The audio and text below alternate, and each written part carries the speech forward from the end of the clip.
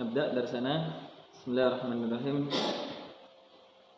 الحمد لله رب العالمين حمدا يوافي نعمه ويكافئ مزيده. ثم الصلاة والسلام على نبينا محمد وعلى آله وصحبه ومن والاه وبعد. معاشر الطلبات والأستاذات رحمكم الله.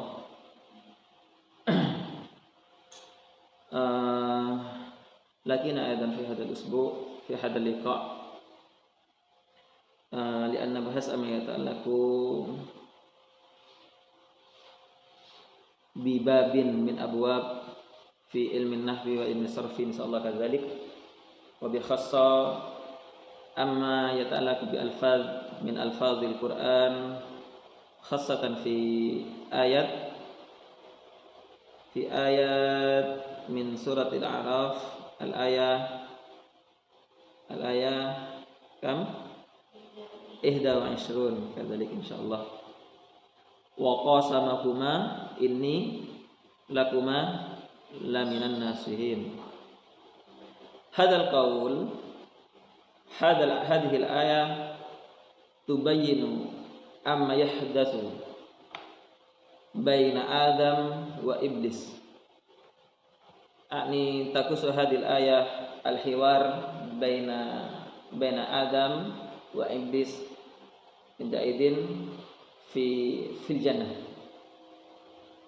أمر الله تعالى لآدم ألا يقرب الشجرة، ألا تقرب هذه الشجرة. أي شجرة هي؟ أي شجرة؟ أية الشجرة؟ شجرة الخلد. آدم وحواء ممنوعان لقرب هذه الشجرة أمرا من الله تعالى.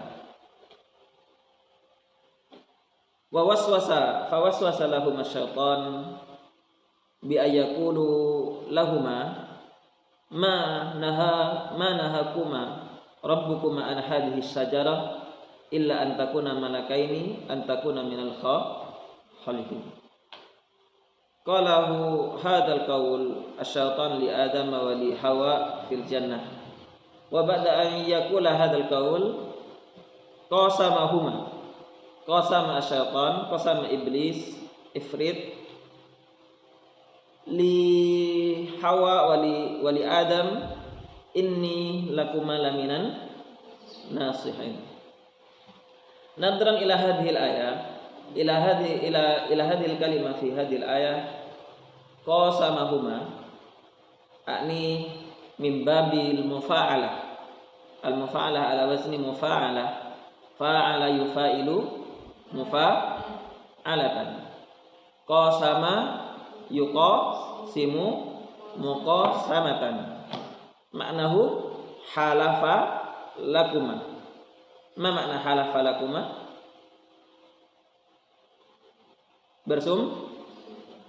Bersumpah. Nadharan ila ulumi sarfi anna hadhil kalimah anna hadzal lafdha biwazni mufa'ala tufidu makna ahaduha al-musyarakah bainal itsnain, thumma tufidu makna tsani litaktsir. Al-awwal al-musyarakah bainal itsnain wa tsani litaktsir. Wasalis litta'diyah. Ar-rabi' bimakna fa'ala al-mujarrad. Al-maksud min al-mujarrad huna ani li ahadin laisa lil musyarakah bainal isnain. Amma fil usbu' al-madiyah qad bayantu lakuma bi anna ma'na alladhi yufiduha al-waznul mufa'ala ani lil musyarakah nahwa ma fil Qur'an min ayat ani fi nawaqidil wudu apa? La masa yulamisu. Wa fi hadhil ayah qasama qasim. Amma fi la masayulamisu fadzaka bimakna al-masyarakah bainal isnain. Hatta qala ba'dul fuqaha anal ladzi yunqidhu al-wudu'a laisa mujarradul lamsi bainar rajul wal imra'ah bal tanaqidu al-wudu' indama yahdusu al-jima' bainar rajul wal mar'ah li'anna lafdha la masayulamisu hada bimakna al-musyarakah bainal isnain. Wa fi hadhil ayah qasama yuqasimu la yakunu bimakna al-masyarakah bainal isnain bal bimakna al-mujarrad. Idzan alladzi qasama al-iblis mujarradu nafsi. Ya. Fahimtum? Wal adam mustami' faqat. Wa qasamahuma. Law anna hadhil ayah qasama bimakna musyarakah bainal isnain la halafa iblis wa halafa adam. Faka'anna ma yaqulu iblis bilotel manduriyah sumpah pangeran alarang kalian cuma karena kalian takut agar kekal di dalam surga ini gitu. Yang Adam juga menjawab sumpahnya iblis, sumpah ongkuan kayak gitu kan. Seperti halnya yang viral tempo hari di TikTok gitu ya, di media sosial gitu. Lek engkau sayang baan, sumpah kak ongkuan termati ya baan. Ada apa? Musyarakah bainal isnain gitu ya. Dua-duanya sama aktif bersumpah. Andaikan qasama di sini bimakna musyarakah bainal isnain. Walakin la yakunu makna qasama huna al-mujarrad. Ini fa'alal mujarrad tadi bahasanya bimakna fa'alal al-mujarrad. Yang bersumpah itu adalah mujarradu iblis nafsi. Ifrit ya pada saat itu. Jadi qasama yuqasimu di sini adalah bermakna bahwa yang bersumpah di situ tunggal, bukan bermakna musyarakah bainal isnain. Jadi qasama lakuma inni lakuma laminan nasihin. Ini harfin au huruf, ismin au huruf. Harfun. Kenapa dikatakan harfun?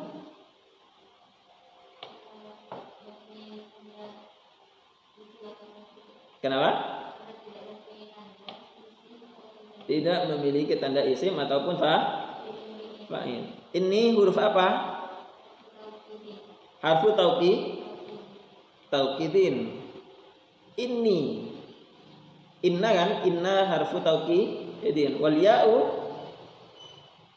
huna inni. Domirun fi mahalli nasbin. Ismu inna. Lakuma allamu harfu jarrin. Kuma dhamirun fi mahalli jarrin. La minanna nasihin. La harfu lil qasam. Min harfu jarin an-nasihina khabaru ini sibhul jumlah ya. Fi mahalli raf'in khabaru inna kata dia. 6 kiswah tafadhal bayyin ma'an ya hadhil ayah bil lugha al-indonesia atau bil arabiyah masyiti. Fadhal.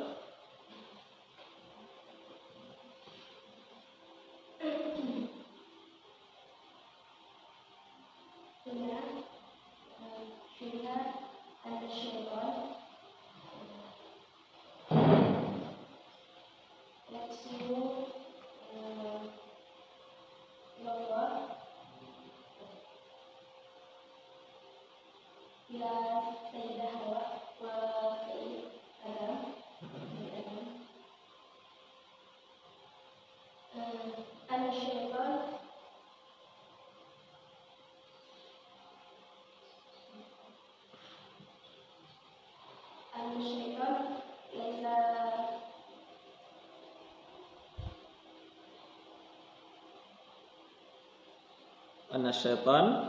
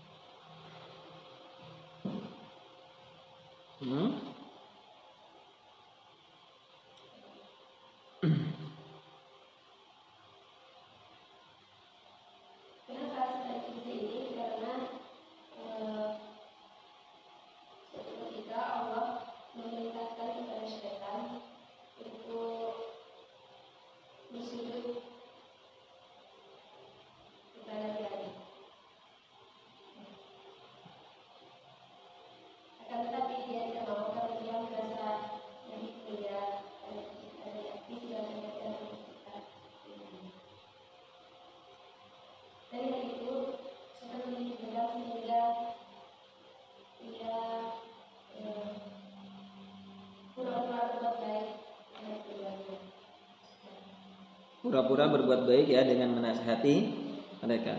Naam kadhalika ya Nur Hasanah. Fama ra'aiti fi hadhil ayat. Fama ra'yuki?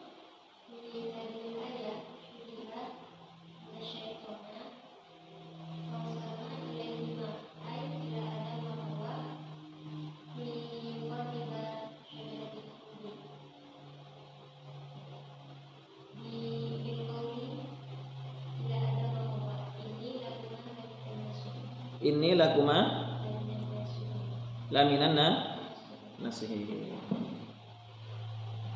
Unzuri ila ayatain qabla hadhil ayah. Hunaka yubayyanu ma yahdatsu bainal adam wa hawa wa iblis fil jannah. Idh qala rabbuka ya adam uskun anta wa zawjukal jannah fakula min haitsu syi'tuma wa la taqrabu hadhihi syajarata fatakuna minal dhalimin.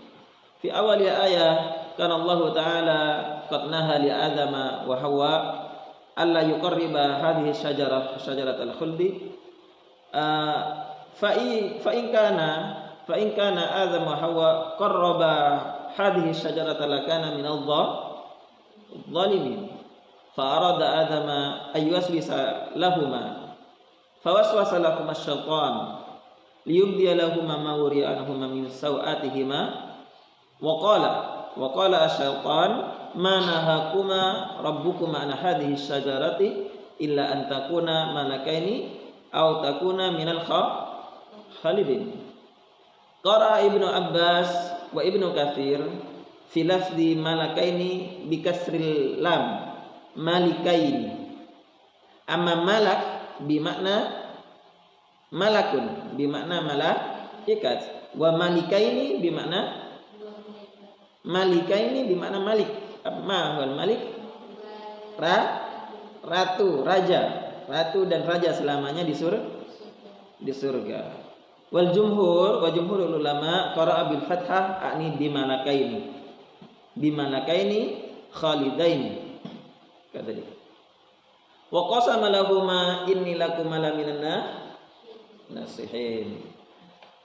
Dalam memahami ayat ini, pertama ulama mengatakan bahwa qasama di sini adalah bermakna fa'alal mujarrad, hanya setan yang mengerjakan sumpahnya, yang bersumpah karena mujarrad. Tidak ada terjadi bainal isnain, al-musyarakah bainal isnain. Jadi Adam dan Hawa juga tidak ikutan sumpah. Namun jika kita hanya berpatokan pada pikiran kita saja dengan kaidah-kaidah shorof dan nahwu, maka bisa di situ kita menggunakan bahwa qasama ini bermakna musyarakah, sehingga seolah-olah sebelum Adam jatuh dalam perangkap setan itu ada komunikasi di antara Adam dan iblis.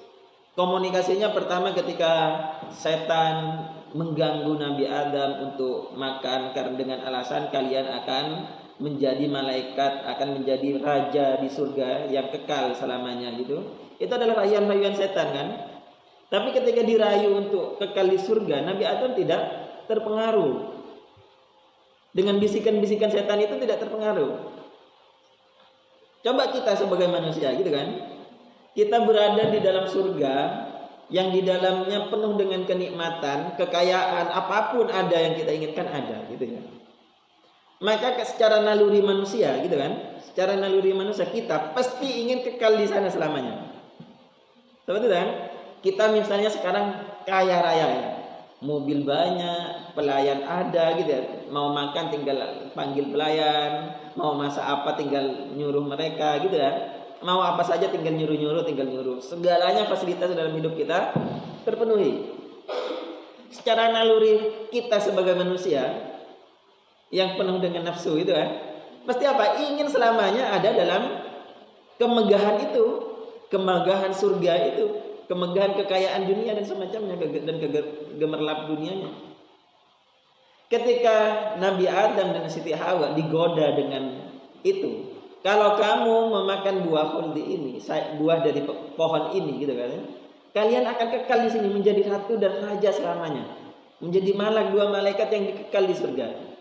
Itu tidak ngefek, itu ya, tidak ngefek kepada Nabi Adam, nggak percaya, tidak berhasil. Kenapa? Karena Allah sudah mengancam, la tuqarrib apa? Allah janganlah wala taqraba hadis syajaratain, wala taqraba janganlah kalian dekati hadis syajarata, pohon ini, fatakuna minal zalimin, kalau kalian mendekati pada pohon ini kalian akan menjadi orang yang zalim.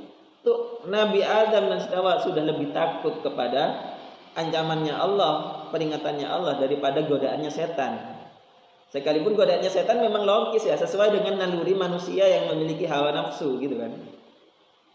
Tapi enggak, karena tidak berhasil Adam qasamahuma, maka kemudian Adam itu bersumpah. Lah ketika Nabi Adam mendapatkan sumpah dari setan dengan menyebut nama Allah, setan halafa billahi, Tuhan itu sebenarnya tidak melarangmu gitu ya. Hanya mau menakut-nakutimu saja gitu kan, kata setan. Sudah menyebut nama Allah. Jadi yang ditekankan di sini adalah, makanya inni lakum malaminan nasihin, di situ sampai ada double taukid gitu ya. Inni lakum malaminan, ada 3 taukid bahkan di situ. Kenapa? Karena setan meyakinkan Siti Hawa dan Nabi Adam itu dengan sumpahnya. Saya ini memberikan petunjuk yang benar kepadamu gitu. Ya seperti itu. Sehingga Ibnu Abbas meriwayatkan dalam tafsir Ibnu Katsir itu, ketika kemudian Siti Hawa dan Nabi Adam memakan dari buah kholdi itu, seluruh auratnya kan jadi terbuka. Mereka Siti Hawa dan Nabi Adam mencari dedaunan yang ada di surga itu untuk menutupi aurat mereka.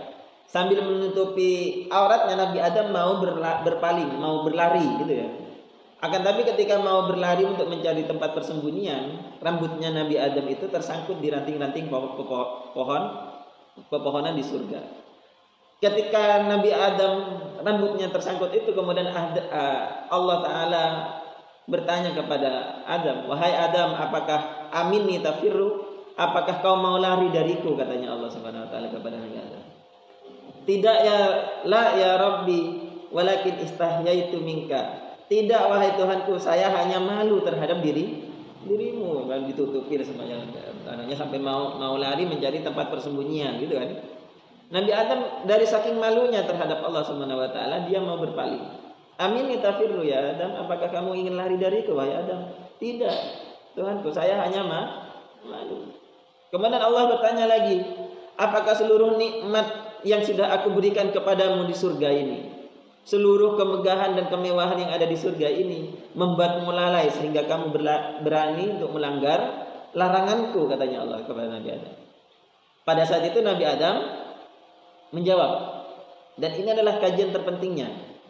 Apa jawabannya Nabi Adam? "La ya Rabbi, tidak wahai Tuhanku.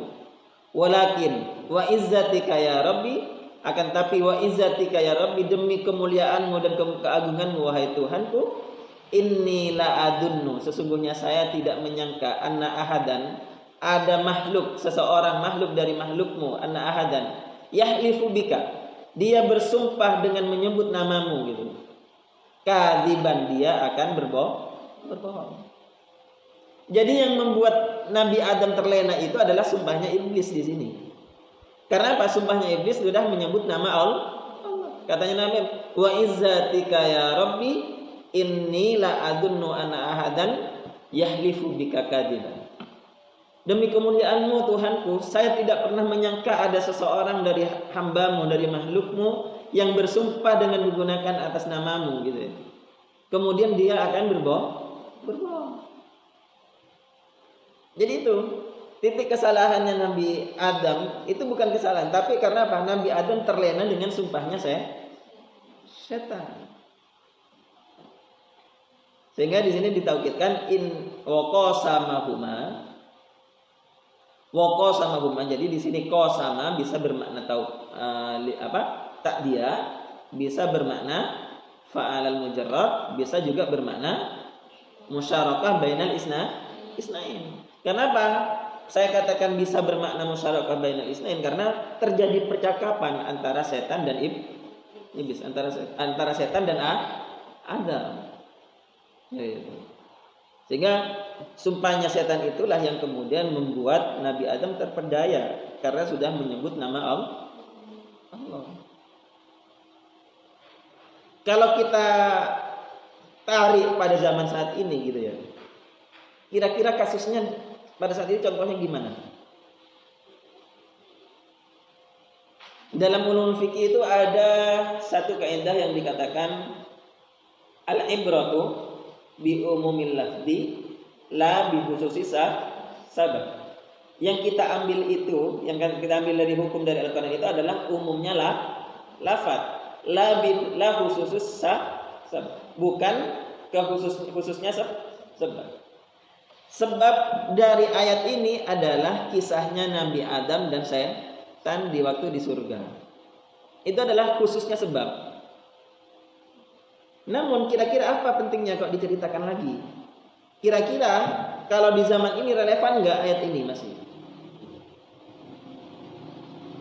Ada nggak contoh yang seperti itu di zaman saat ini? Kira-kira contoh yang seperti setan, contoh atau yang seperti Adam dan Siti Hawa. Apakah ayat ini khusus untuk mereka saja, sedangkan orang-orang yang kondisinya mirip seperti setan dan Nabi Adam, apakah tidak masuk? Jika menggunakan ibarat itu, jika menggunakan kaidah ulumul Quran itu, al-ibratu bi umumil lafzi la bi khususis sabab, maka ayat ini juga berlaku kepada orang-orang yang kondisinya sama seperti setan dan kondisinya sama seperti Nabi Adam. Maksudnya apa? Pada saat ini banyak sekali orang yang menjalankan bisnis tipu, menipu masyarakat, menipu umat gitu ya, dengan mengatasnamakan agama. Ada investasi bodong, investasi 212 gitu ya, yang merujuk kepada gerakan politik yang diklaim oleh mereka adalah gerakan politik Islam di Indonesia gitu ya. Kemudian mereka besar-besaran ingin menarik investasi dari masyarakat, investasi 212 dengan mengataskan agama. Setelah uangnya terkumpul dibawa kabur. Ada kemudian bisnis travel haji dan umrah gitu ya. Tapi kemudian ketika banyak orang menyetor kepada dirinya, uangnya tidak digunakan untuk memberangkatkan para jemaah, akan tapi digunakan untuk kekayaan pribadi. Gitu kan, banyak seperti itu kan. Dan banyak contoh yang lain. Mengatasnamakan bahwa tindakannya kita itu adalah tindakan yang berdasarkan agama, akan tapi sebenarnya itu adalah muncul dari pendapatnya sendiri. Banyak ya ustaz-ustaz sekarang. Ini adalah hukum Allah, ini adalah hukum agama, ini adalah hukum Nabi, dengan mengatakan seperti itu. Sangat dengan pedenya gitu ya, mengatakan ini adalah hukum yang sesuai dengan hukumnya Allah. Padahal yang dijelaskan dia itu adalah bukan hukum Allah, tapi adalah pemahamannya terhadap hukumnya Allah. Terjadi dalam ketika kita menafsiri Al-Quran. Ketika kita menafsiri Al-Quran, menurut Allah seperti ini dalam Al-Quran. Padahal yang ditafsiri itu adalah ayat-ayat mutasyabih. Bahkan ulama-ulama salaf sebelum mereka itu mengatakan hal yang berbeda dengan mereka. Tapi mereka langsung mengatakan inilah hukum Allah. Menyandarkan pendapatnya sendiri kepada Allah, seolah-olah pendapatnya dia itu sangat identik dengan Allah. Dan ini adalah bahaya pemahaman yang seperti ini. Ketika kamu menjelaskan kepada murid-muridnya kamu di pondok gitu ya kalian. Ini loh pendapatnya Allah. Ini loh yang dimaksud dengan Allah. Lah itu tidak boleh ketika kita membahas ternyata ayatnya adalah ayat-ayat yang masih menjadi ikhtilaf bainal ulama, menjadi perbedaan dengan ulama. Sehingga apa? Ketika kita membahas ayat-ayat yang ikhtilaf bainal ulama itu, ketika kemudian kita mendapatkan pemahaman dan kemudian kita mengambil kesimpulan, maka kesimpulan itu jangan diidentikan dengan Allah, tapi identikan dengan diri kalian sendiri. Dulu Sayyidina Umar bin Khattab mendapatkan gelar Al-Khattab itu kenapa?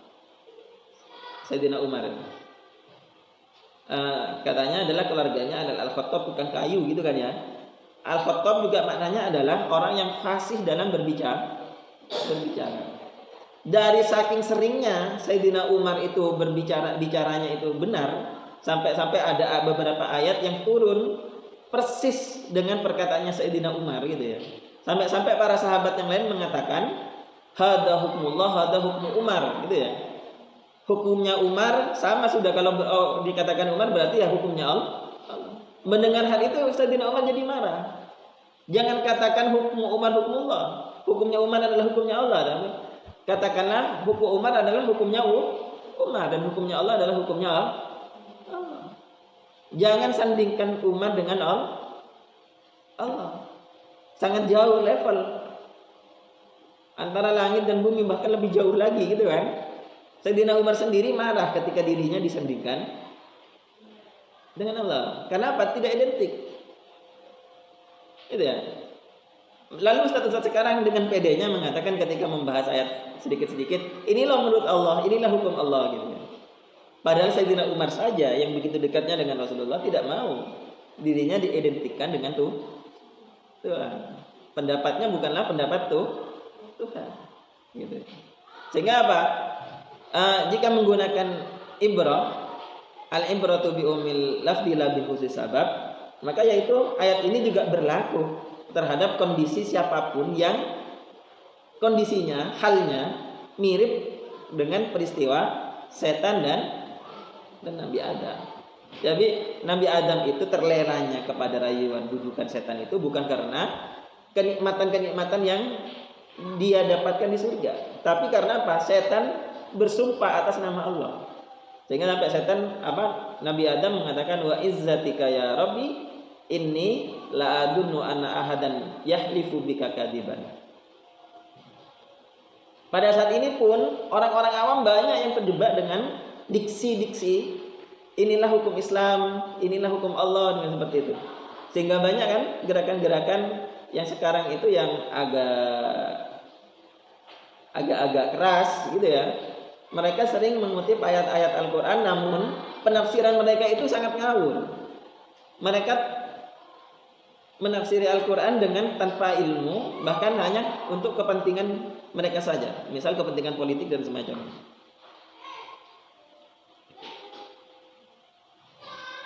Saya pernah mendengar sebuah ceramah dari Ustadz Haikal Hasan itu yang viral.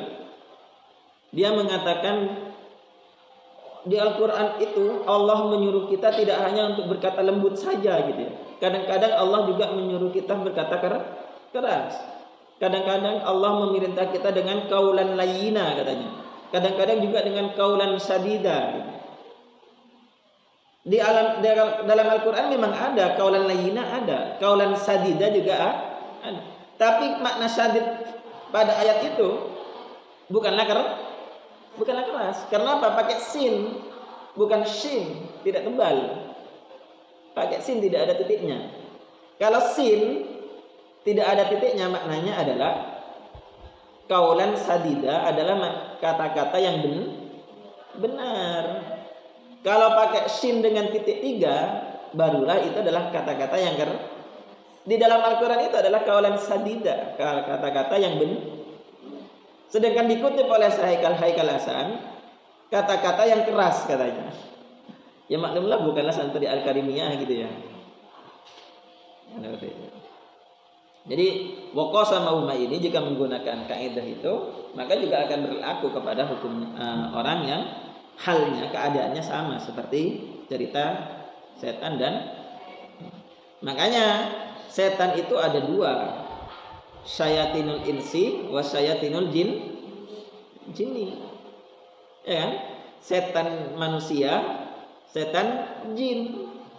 Min syarri waswasil khannas alladzi yuwaswisu fi sudurin nas minal jinnati wan nas. Setan sekarang itu ada 2. Ada setan yang memang bangsa jin, ada setan yang dari bangsa manusia. Salah satu setan yang dari bangsa manusia itu adalah orang-orang yang ini qasama, selalu bersumpah atas nama Allah dan agama, tapi itu sebenarnya adalah pemahamannya dirinya sendiri. Adalah untuk kepentingannya dirinya sendiri. Kemudian mereka klaim bahwa ini adalah dari Allah dan Tuhan, dari Allah dan Al-Quran dan agama maksudnya. Nah, orang-orang yang seperti itu ini syayatinul insi. Kalau keadaannya memang dia menghendaki dusta dalam agama. Tapi kalau kemudian dia tidak bermaksud dusta dalam agama, ya berarti dia hanya salah memahami Al-Quran.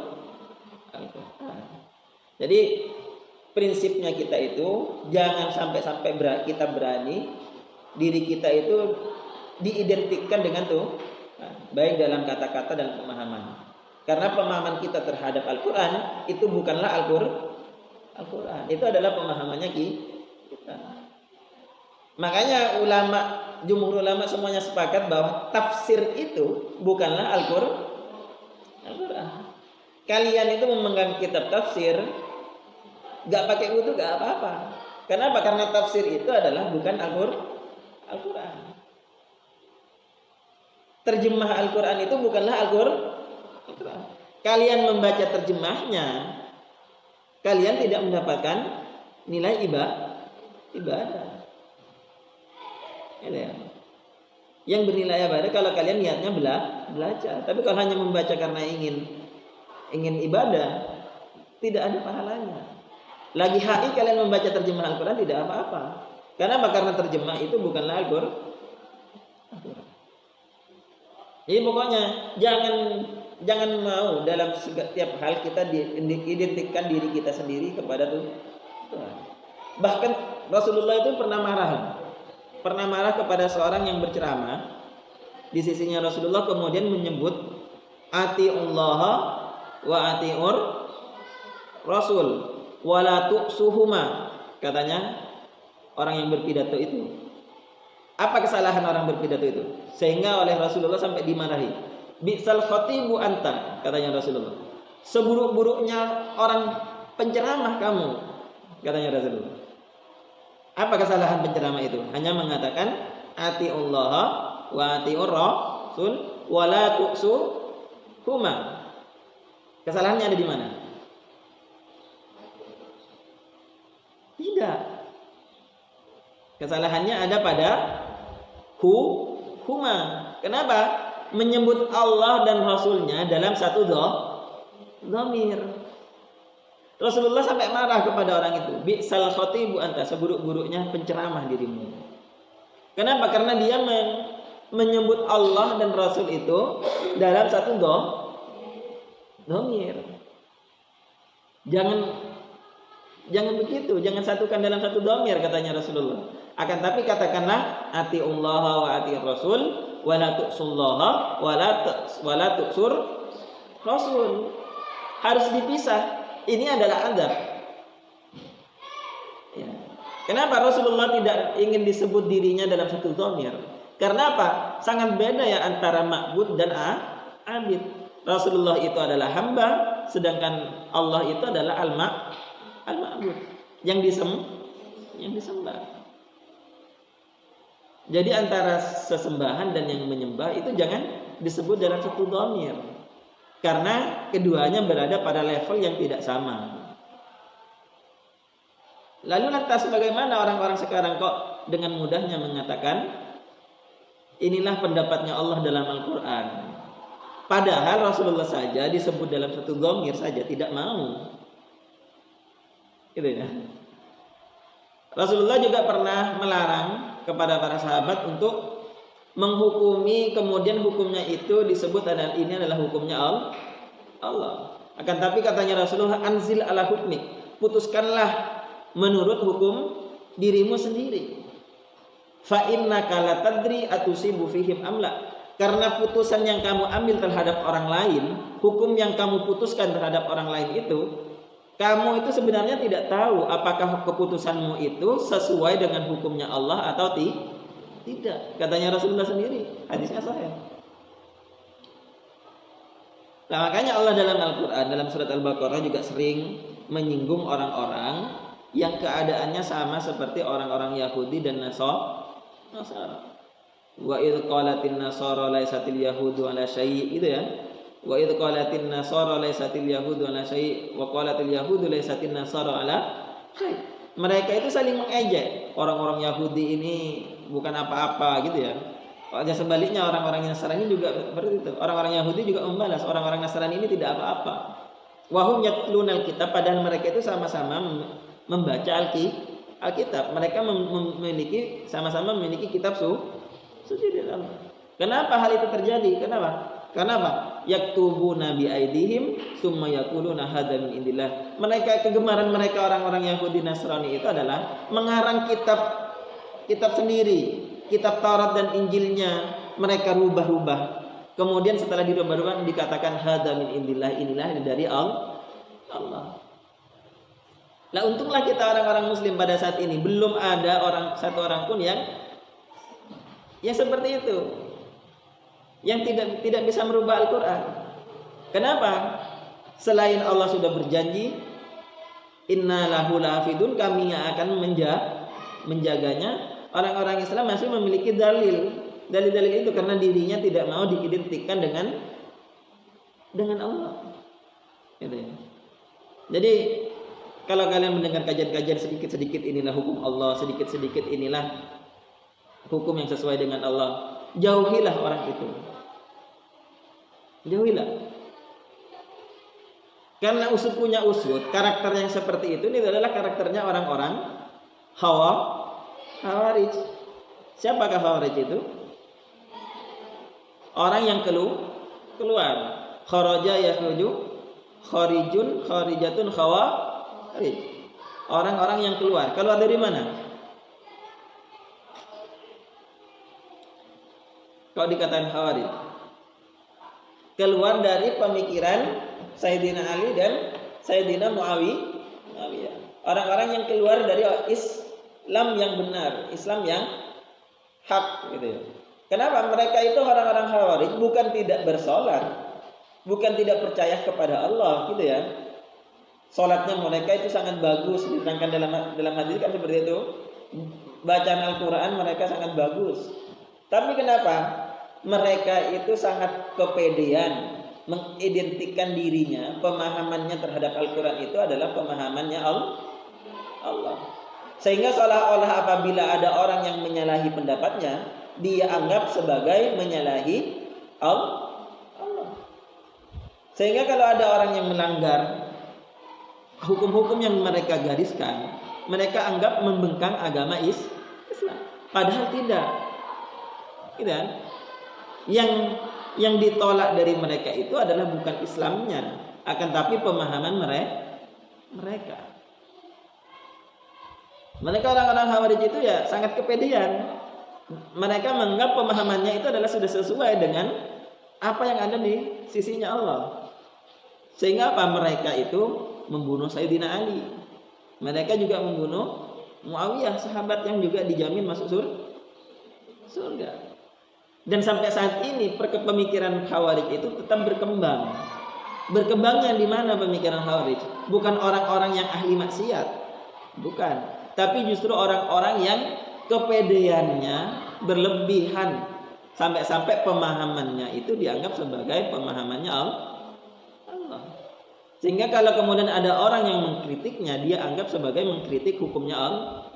Padahal yang dikritik bukan hukumnya Allah, tapi pemikiran orang itu. Dan ini bahaya katanya Rasulullah. Dan sudah diprediksi oleh Rasulullah.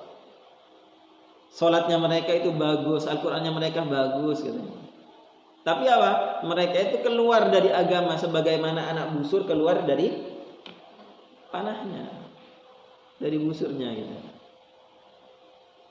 Nah ini justru yang bahaya yang lebih besar. Kenapa? Karena sama-sama sholat, sama-sama beriman, sama-sama baca Al-Quran. Makanya kita beruntunglah berada di pesantren, berada di lingkungan pesantren Nahdlatul Ulama dan Ahlus Sunnah wal Jamaah gitu ya. Karena apa? Ahlus Sunnah wal Jamaah dan di pesantren ini benar-benar mengajarkan bagaimana kita memahami agama ya dengan benar. Tidak dengan kasar, tapi dengan ramah. Jadikan agama sebagai agama yang wa qasamahuma inni lakum minan nasihin. Ayat ini juga bisa menyinggung orang-orang yang sedikit-sedikit kemudian mengklaim bahwa pemahamannya itu adalah sesuai dengan hukumnya Allah. Terlalu banyak hadisnya, terlalu banyak keterangan-keterangan bahwa orang yang selalu seperti itu ya adalah tidak benar. Wa qasamahuma lakum inni lakum minan nasihin. Ada pertanyaan?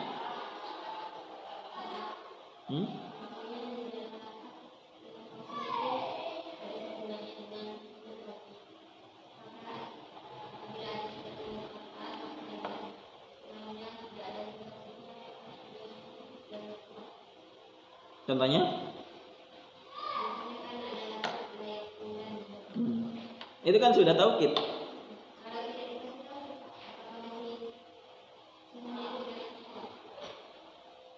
Contohnya, kalau layakulannya kan memang kalau layakulu misalnya, ya tidak ada tauhidnya, kalimat biasa kan berarti bukan tauhid. Makanya diberikan lanna gitu ya, non bertasdid ya karena untuk memunculkan makna sungguh-sungguh, memunculkan makna tauhid. Kalau tidak ada tauhidnya ya berarti ya tidak kuat, tidak tauhid. Makanya ada tauhid. Tauhidnya bisa dengan inna, ya, bisa dengan anna, bisa dengan lamu tauhid, bisa dengan takrir. Karena tauhid juga dengan takrir, dengan susunan kan? Inna ma'al usri yusra, inna ma'al usri yusra. Jadi pengulangan inna ma'al usri diulang 2 kali itu sudah yufidu tauhid. Apalagi dalam ayat itu sudah ada tauhid inna. Bahkan antara muqaddam dan muakhar, isimnya inna dan inna ma'al usri yusra. Isimnya kan yusron, dibelakangkan, diakhirkan. Khobarnya adalah ma'al usri, di kedepan. Itu sudah bermakna tauhid. Jadi banyak sekali dalam bahasa Arab itu bermakna tauhid. Ketika kita berbicara menggunakan fi'il madhi, maka pada saat itu juga bermakna tauhid. Contohnya ketika iqamah, qad qamatis shalah. Qad qamat menggunakan fi'il madhi. Madhi itu bermakna sudah lampau, seharusnya kan sudah terjadi. Tapi pada saat itu, pada fakta realnya, salatnya kan belum terjadi. Qad qamatis shalah, sungguh sudah terjadi, kan? Salatnya, penegakan salat. Tapi sebenarnya kita baru mau. Lah makna di situ adalah maknanya litauqid, bahwa salat itu ketika sudah dikumandangkan iqamah, salat itu sudah pasti. Maknanya litahqiq, sudah pasti terjadi. Kenapa dikatakan pasti terjadi? Karena apa? Karena kita sudah berdiri tegak menghadap barat, sudah siap dengan pakaian mukena dan sarung dan semacamnya, sudah ambil wudhu dan semacamnya, barulah ditegakkan iqamah. Makanya menggunakan fi'il madhi, maknanya litauqid dan litahqiq. Banyak sekali dalam Al-Qur'an, dalam ayat, dalam bahasa Arab itu kalimat-kalimat yang bermakna tauhid.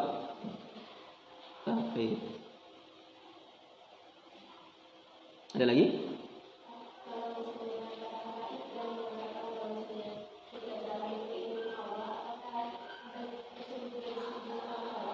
Disebut dengan kaum Hawa?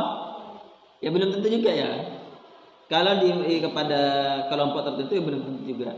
Tapi yang jelas kalau kemudian sedikit-sedikit mengatakan ini hukum Allah, maka ya pastilah hati-hati kita dalam memahami dan kemudian berguru kepadanya. Khudma sofa wada maka kadar, ambillah yang benar dari mereka, wada maka kadar, dan tinggalkanlah yang kedua. Harus selektif, harus dipilih. Jadi katakan. Berbeda kalau kita mengatakan inilah hukum Allah, tapi yang ditunjukkan itu adalah ayat-ayat yang muhkam. Kan kemarin sudah saya jelaskan kan, ayat itu ada yang muhkam, ada yang mutasyabih.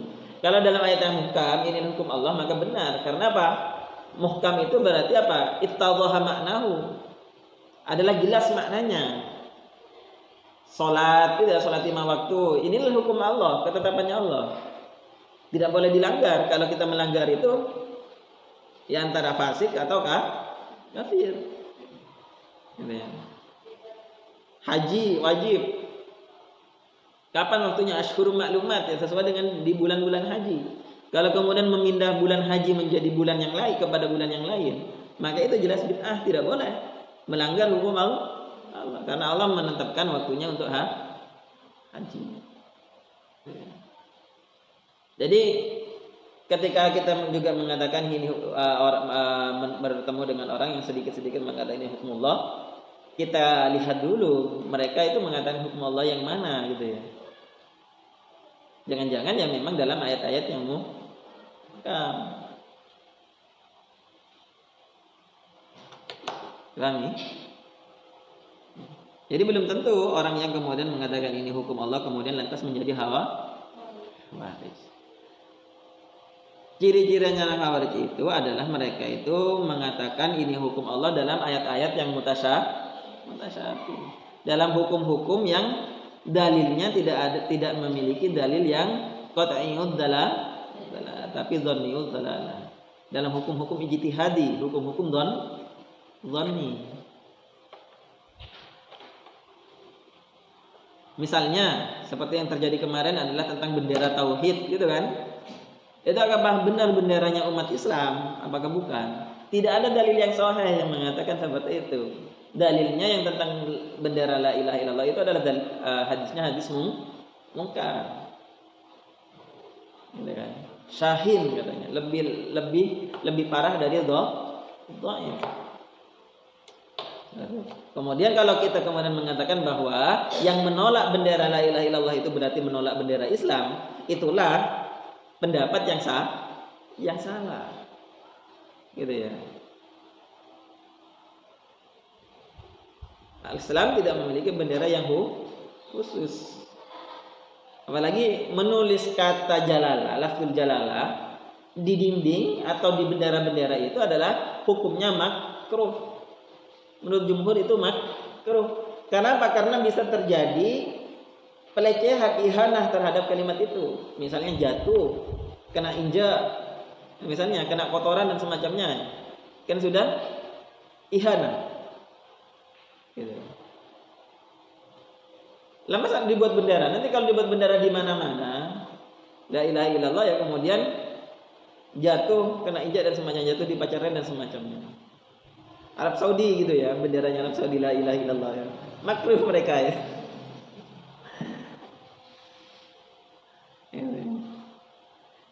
Jadi ya, kalau kemudian dikatakan menolak bendera la ilaha illallah kemudian dianggap menolak Islam, itu adalah pemikiran yang keliru. Itu yang disebut dengan pemahaman simplistis, memahami agama dengan sederhana mungkin tanpa adanya dalil dan semacamnya. Dalilnya hanya dalil yang dohir-dohir saja, memaknai secara dohir. Padahal untuk memahami dalil Al-Quran secara utuh itu ada 15 ilmu yang harus dikuasai. Salah satunya adalah nahwu, shorof, usul fikih gitu ya, qawaid fikihnya gitu ya. Kemudian ulumul Quran, hafal Al-Quran, ulumul hadisnya, dan hafal hadis sekian ribu hadis gitu ya. Dan kemudian nasih dan mansukh dan semacamnya. Ada 15 ilmu yang harus dikuasai untuk dia agar bisa paham terhadap Al-Quran. Kalau 15 ilmu itu tidak diketahui, maka ketika dia memahami Al-Quran, maka dia akan dianggap memahami Al-Quran bira'yihi dengan pendapatnya sendiri, dengan otaknya sendiri. Dan Rasulullah mencela orang seperti itu.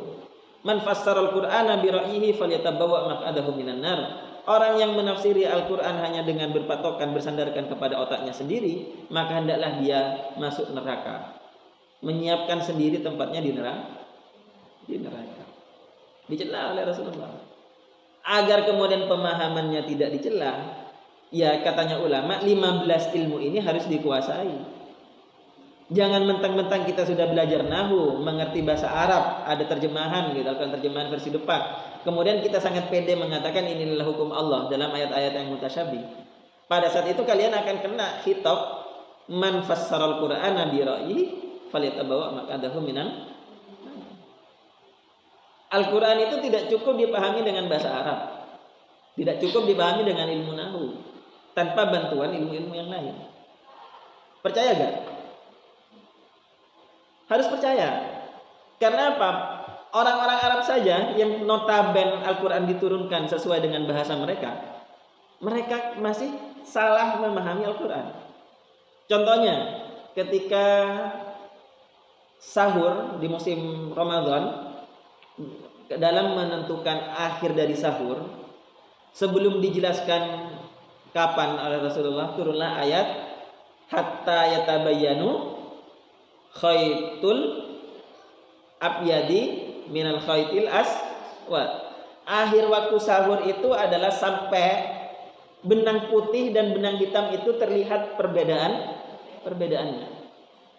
Waktu turun ayat itu orang-orang Arab, para sahabat Rasulullah menyiapkan benang putih dan benang hitam, mereka taruh di bawah bantal mereka. Ketika mereka sahur mereka lihat apakah benang putih dan benang hitam itu sudah kelihatan bedanya. Kalau belum terlihat bedanya berarti masih makan mereka. Itu orang Arab sendiri loh. Sampai kemudian karena sudah diketahui prakteknya salah para sahabat itu, kemudian turunlah satu kalimat lagi menambahi wahyu yang sebelumnya itu ditambahi dengan minal fajar. Yang dimaksud putih itu adalah putih fajar. Maksudnya seperti itu. Itu orang Arab sendiri salah. Kita saja itu dalam terkait dengan sahur ini ya, tahu hadis tertentu saja juga belum cukup. Ada hadis idza sami'a ahadukum nida, apabila kalian mendengar azan, wal ina'u fi yadikum, sedangkan kita masih memegang makanan di tangan kita, fala yad'u hatta yaqdiya hajatahu, maka hendaklah jangan letakkan makanan kita yang kita pegang di tangan sampai kita menyelesaikan makan, padahal sudah dikumandangkan azan. Teman-teman kita itu masih ada yang salah memahami hadis ini. Katanya teman-teman kita itu, apabila kita lagi sahur, lagi makan gitu ya, kemudian ada adzan, nasinya belum habis, gak apa-apa, habiskan dulu sampai kenyang gitu ya. Masih ada hadisnya kok. Lama dia itu memahami hadis, memang ada hadisnya seperti itu, tapi memahaminya tanpa ilmu hadis. Yang benar itu adalah dulu pada waktu Rasulullah adzan subuh itu 2 kali. Adzannya Bilal dan adzannya Ibnu Ummi Maktum. Adzannya Bilal ini adalah adzan Bilal untuk membangunkan para sahabat yang tidur. Gitu ya. Untuk tahajud dan semacamnya. Sedangkan adzannya Ibnu Maktum, dia itu tidak adzan kecuali sudah terbitnya fajar. Dulu kan masih fajar ya, bukan jam seperti sekarang. Sehingga kalau sudah Ibnu Abi Maktum yang adzan, maka nasi yang ada di mulut dimuntahkan, bukan enak-enakan gitu ya. Pada saat ini kita sudah tidak melihat fajar gitu, karena tidak mampu gitu ya. Sekarang sudah ada waktu adzan subuh. Kalau sudah adzan subuh kita masih enak-enakan, maka yang jelas melanggar minal fajr. Karena adzan subuh sekarang itu adalah adzan yang menentukan bahwa pada saat itu fajar sudah terbit. Jadi memahami hukum itu ya jangan hanya menggunakan satu instrumen saja. Karena kita sudah tahu bahasa Arab, hafal hadis, beberapa hadis itu ya. Kemudian pede-pede mengeluarkan fatwa kepada orang-orang. Orang yang terlalu pede nanti apa katanya Rasulullah? Dhallun mudhillun. Dia tersesat juga menyesatkan orang lain. Karena kita belajar hadis, baca hadis, kemudian ketemu hadis itu. Idza sami'a ahadakum nida, mendengar adzan, fala yad'u hatta yaqdi hajatahu, jangan letakkan nasi yang di tanganmu sampai habis gitu ya. Saya heran itu ada ustadz yang seperti itu, bahkan sampai mengutip ayat antum a'lamu, dengan ayat-ayat bahwa kapan kita harus berhenti ya, kalian yang tahu sendiri kapan bisa habis nasinya itu dengan mengutip ayat dan semacamnya ya repot gitu. Makanya kita ini para ustadzah gitu ya, jangan terlalu pede ketika menjelaskan hukum, jangan langsung sandarkan kepada Allah, jangan langsung inilah menurut agama yang benar ya, seperti itu. Mendinglah sandarkan kepada diri kita sendiri. Kalau menurut saya sih seperti ini, nggak tahu kalau menurut orang lain. Mending seperti itu. Tapi kalau kita kemudian tidak mampu berpendapat sendiri, jangan juga terlalu pede. Gitu. Lebih baik buka kitab dulu. Saya cari dulu ya referensinya di kitab apa. Mungkin ada ulama yang sudah mengeluarkan fatwanya. Gitu. Jangan buru-buru gitu ya. Orang-orang sekarang banyak yang buru-buru. Tahu hadis sedikit langsung mengeluarkan fatwa bermacam-macam gitu. Ada lagi?